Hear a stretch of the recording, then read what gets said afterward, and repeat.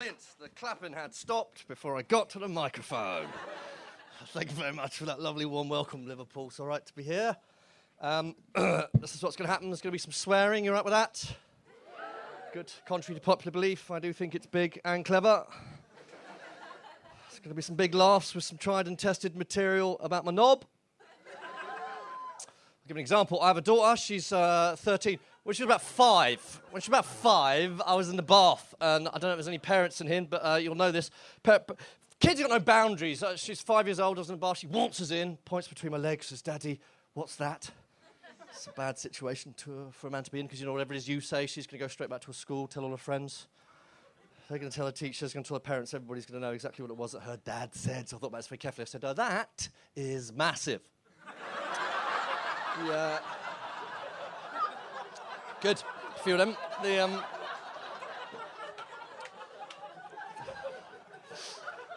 Cheers. Now, obviously, when we say cheers, what we British people mean by that is, of course, on your marks. Number one binge drinkers in the world. Makes you proud, doesn't it? Exactly, madam. Makes you fucking proud. Statistically not true, though. Apparently, the Germans drink more than us, and presumably to forget. Are you woeing that? Have I misjudged the Nazis, madam? Is that what you're saying? Fucking really?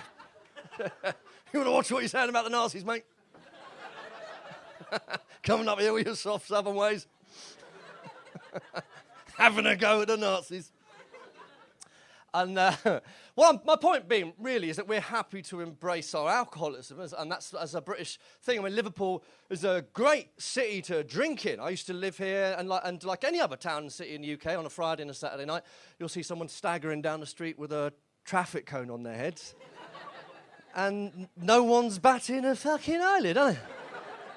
Seen that before? And we've seen the uniform of the drunk, shirt off, bloody knuckles, covered in vomit, traffic cone, right?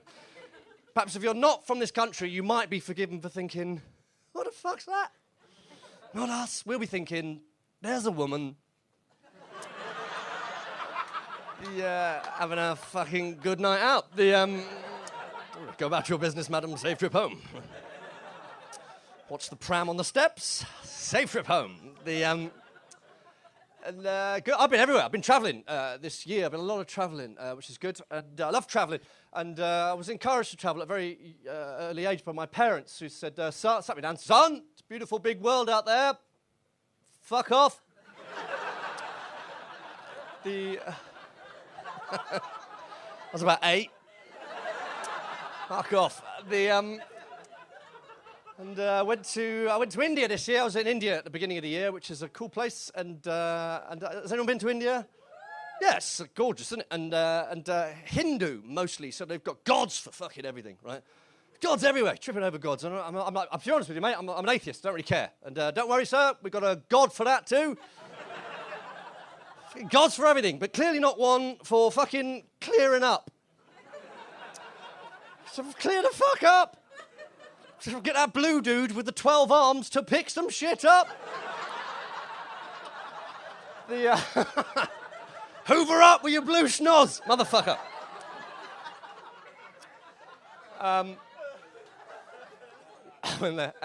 Then I went to Pakistan afterwards to do some gigs, because my agent is recruiting for ISIS, and passed. And here's the clincher, isn't it? Anyone been to Pakistan? It's not really on the city breaks, is it? Destinations. People don't tend to go to Pakistan. People tend to go to Pakistan for two reasons. If you are Pakistani, obviously, and or a US Navy SEAL. So,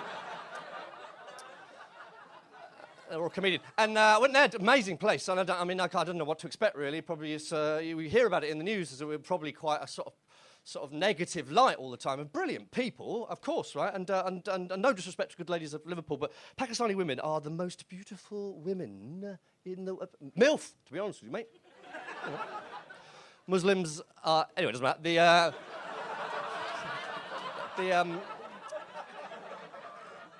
If you didn't like that joke, it went down fine in Karachi, so up yours. So I went there. And then I went to Australia, which was a great place. That was my sort of trip that I've been doing this year for gigs. And I love Australia, but the fucking flight's a killer. And as I realised I was getting fucking old, when I was actually two times I've realised quite recently that I was getting on a bit, right?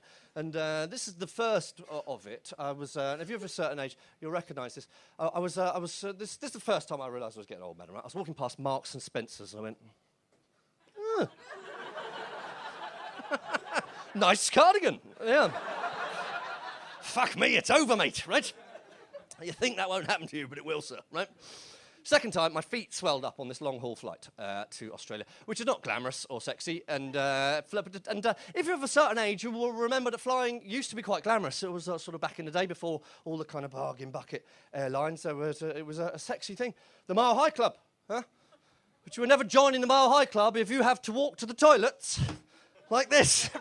How am I going to get an erection with 95% of my blood in my big toe? Stand in the aisle and tow it in. It's not for the faint-hearted. Flight socks is the answer, of course. I don't know if anybody's tried this. It's horrible things. And the least glamorous thing on the planet, and impossible to get on, and fucking impossible to get off. Anyway, I got to Australia, which is a great place. Are there any Australians in? Hello, nice to meet you. Where are you from in Australia, madam? Perth. This is the thing, isn't it? I went to Perth. I was there doing the Fringe World, yeah?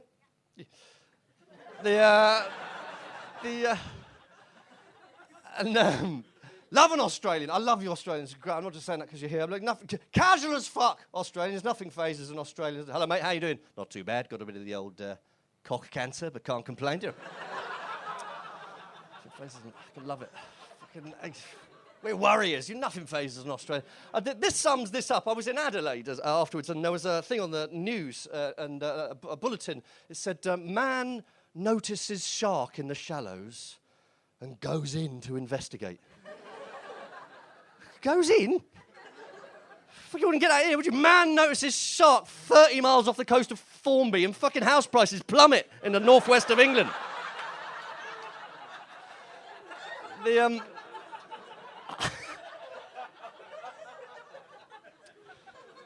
it? Wine country, Adelaide, isn't it? And everyone knows about wine. It's a real wine region, right? And normal people know about wine in a way that British people don't know about wine, or we don't want to admit that we know about wine, right? And I was in a normal bar, right? A builder walks in his sort of early 20s, 30s maybe, and normal dude, and straight off a building site, right? Didn't look like a wine drinker, to be honest with you. Like, walks up to the barman and goes, mate, give us one of those 2011 McLaren Vale Shirazes, will you? And none of that Barossa shit, right? Now, I was expecting the barman to go, mate, why didn't you sit down, have a beer, get the taste of cock out of your mouth? But didn't, right? And we don't know about wine. We're snobbish about wine, I think, in this country. We're snobbish about wine, and I think we've inherited that from the French, who are very snobbish about wine, and they're very happy to tell us, British, what idiots we are. Do you know? Oh, you idiots, you don't know anything about wine, you fucking buffoons. Oh, you British peasants, you treat the wine, my friend, like you treat a woman. You know. What, best kept in a cellar? What? What are you on about? Corked? What? I can say these things. I come from French stock. My father's French on that side, and I don't have the accent, which is a great shame to me. I think you would agree. A lot of situations in life where having a French accent would be quite handy.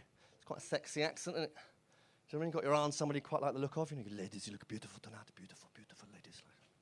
Like to smash the granny out of you, you know. I don't even know what it means. They say it around here, you know. Sort of erotic / violent. And that's my bag. Shit in a fight, don't it? Stop it, you know. Zut de law. Piss off. Explains how the Nazis waltzed into Paris, I assume. It's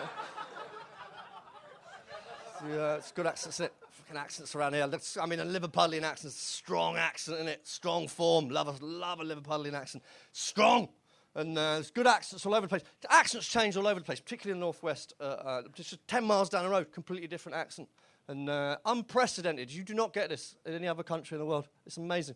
Like, I live in Essex, but my mum is from Bristol. She's got a totally different accent to me. She's got that kind of, all right, my lover kind of accent. All right, my love. Sounds like a pillock, right? She's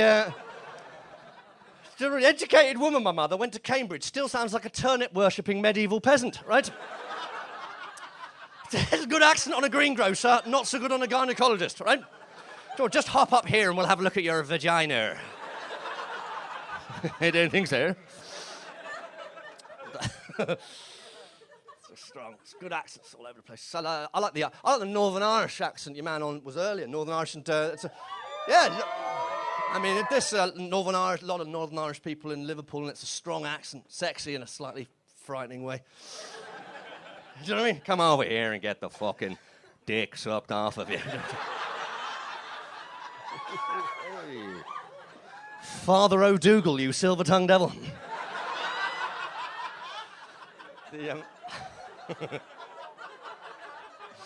All right. I'm from Essex. I think I mentioned that. And but I mean, you probably, now I've said it, you can probably slightly hear it in my accent. I don't have a strong Essex accent. But my daughter, born and raised in Southend, sounds like a fucking scaffolder. A fucking oik, right? And absolute oik. And I mean, I've got a more middle-class accent, right? But rightly or wrongly, whatever it is. I'm not saying that's a good thing or a bad thing, right? But my daughter intimidates me. I'm like, tidy room, darling. Tidy your fucking self, you twat. Have you got any homework to do, darling? Nah, you've been a bit fucking naughty there, pal. You want to jog on? Jog the fuck on. See, sounds like a scaffolder, sings like an angel, right? I don't know how she gets that, not from me or a mum. Professional singing career, right? 13 years old, and she's in a couple of bands. She's been in a number of musicals, city musicals. She was in last one she was in, Oliver. She played Nancy's best friend. Now, ladies and gentlemen of Liverpool, you do not know fatherly pride till you have seen your 13-year-old daughter play a London prostitute.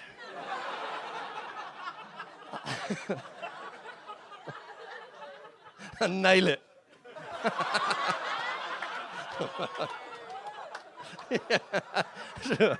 Papa, Christ!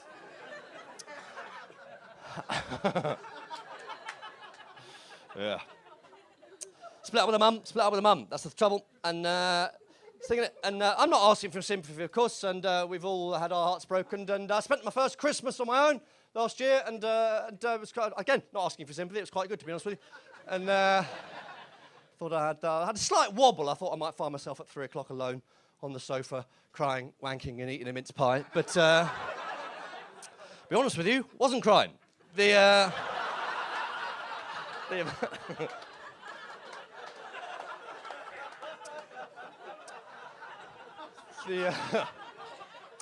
livened up that Christmas speech by the Queen.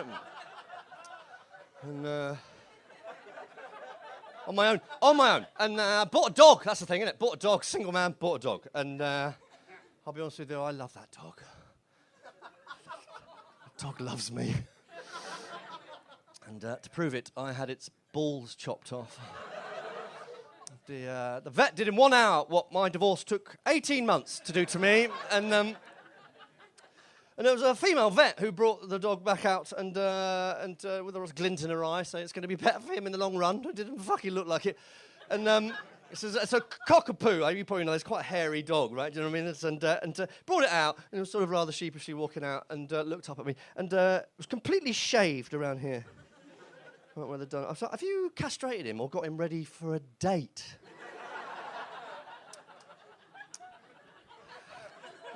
That's a thing, isn't it, nowadays, isn't it? All you young men shaving your nuts, isn't it? Isn't it? Growing your beards, shaving your balls. You're all over that.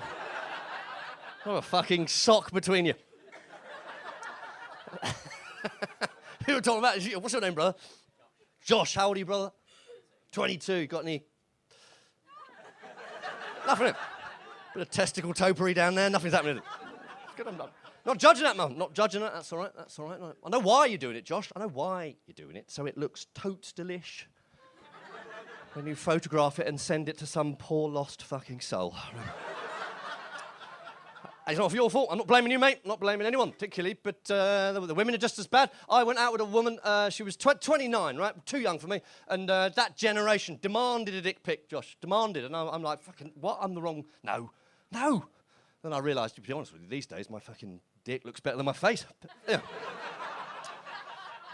It's got less wrinkles and had more sleep.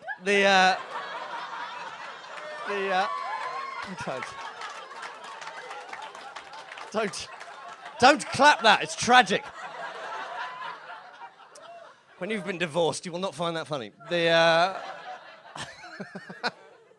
And I don't want to blow it, Josh, because she's going to demand a dick pic and she's going to expect me to have shaved. I don't want to fucking knacker it. I would have fucked you, old man, but that looks like Einstein, right?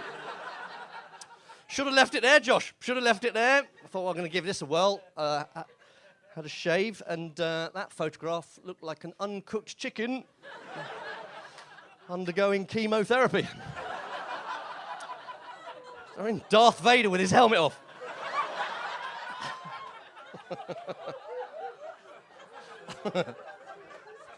That's what matters worse. There I was, Josh, in the bath, shaving my balls. Dog walks in. With the expression on its face going, it's going to be better for you in the long run, mate.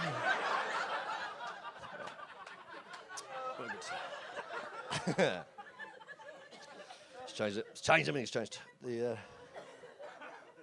It's difficult thing, isn't it? Things are changing for men, I think that's the thing. Things are changing in society, full stop, I think, with your generation. In many ways, I respect and I admire that. I think there's a big sea change in how people are viewing things. Me Too has made a massive difference to the way women are putting up with stuff or not putting up with stuff, and that's fantastic. And strong, independent women, that's what you want, isn't it? That's what I want my daughter to be.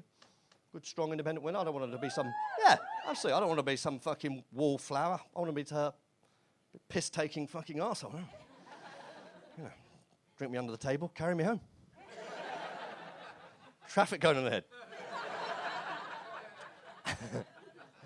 Everything's changed. It's changing for difficult for men as well. I think it's difficult for men. I think this is experience. I was walking down the street the other day and I saw a man crying, which you don't see, do you? Really? I mean, it was quite an affecting thing. You don't see men cry, and men should cry, right? But you don't see men crying in public. And you see a woman crying. It's less. I mean, you see women crying, and you think she's probably got the wrong shoes on. But, and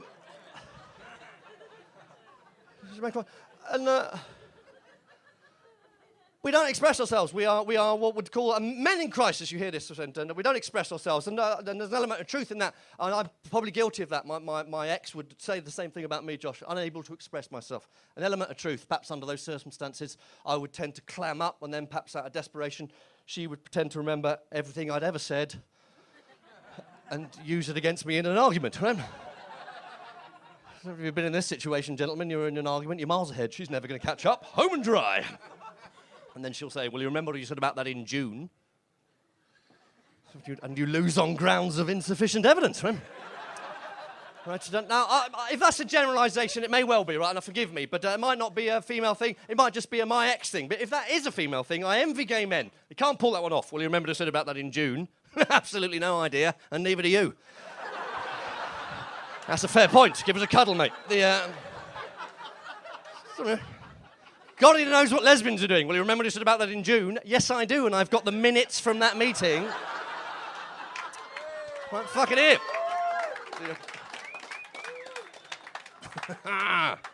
No wonder they're so angry.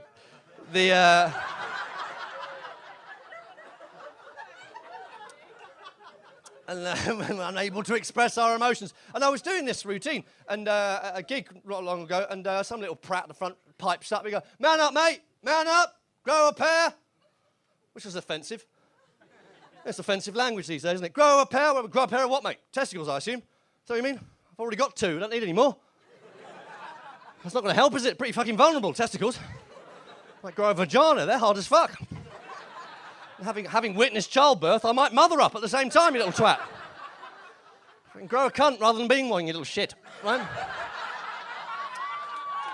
Right? Thank you much. Then his mate fucking steps up and end up in a fist fight, Josh, which I would have won had she not sucker punching me in the balls. Proving my point. Difficult for men. Difficult for men. I think that's the point I'm trying to make. 2 times more men kill themselves than women. It's a statistic, isn't it? Although 3 times more women try, proving that if you want something done,